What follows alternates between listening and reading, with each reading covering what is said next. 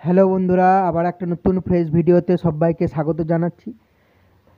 তো দেখতে পাচ্ছ বন্ধুরা, এখন প্রায় 2টা 2:30 বাজছে। তো মাছ ধরতে এসেছিলাম দামোদর নদীতে।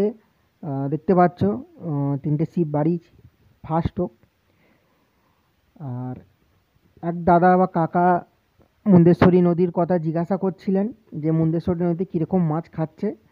তো আমি খবর নিয়ে দেখলাম সেরকম একটা মাছ খাচ্ছে না, খুবই অল্প খাচ্ছে।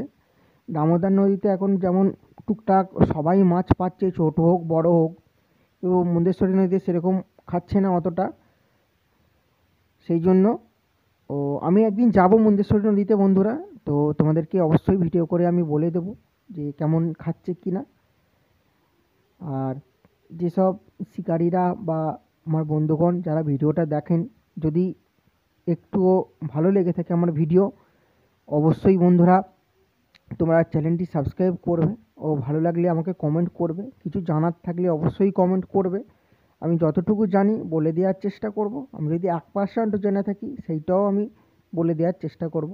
আর আমি যে জিনিসপত্রগুলো দেখাই বন্ধুরা, সেই একই জিনিস দিয়ে আমি মাছ ধরি, তোমরা দেখেছো। আর যে টোপ আমি দেখিয়েছি তোমরা দেখেছো, কালকেও একটা রুই মাছ পেয়েছি, আজকেও দেখতে পাচ্ছ আবার একটা মাছ।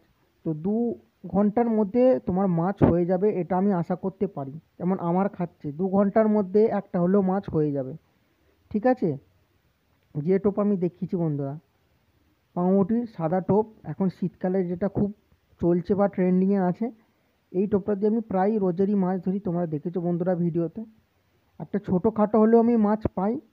ঠিক আছে, ওই টোপটা বন্ধুরা তোমরা করো এই শীতে, অবশ্যই তোমরা মাছ পাবে, ফলাফল পাবে। আরও একটা যদি আমি সময় পাই ভিডিওতে তোমাদেরকে ওই টোপের ভিডিও দিয়ে দেবো। তো আজকের মতো বন্ধুরা টাটা, গুড বাই।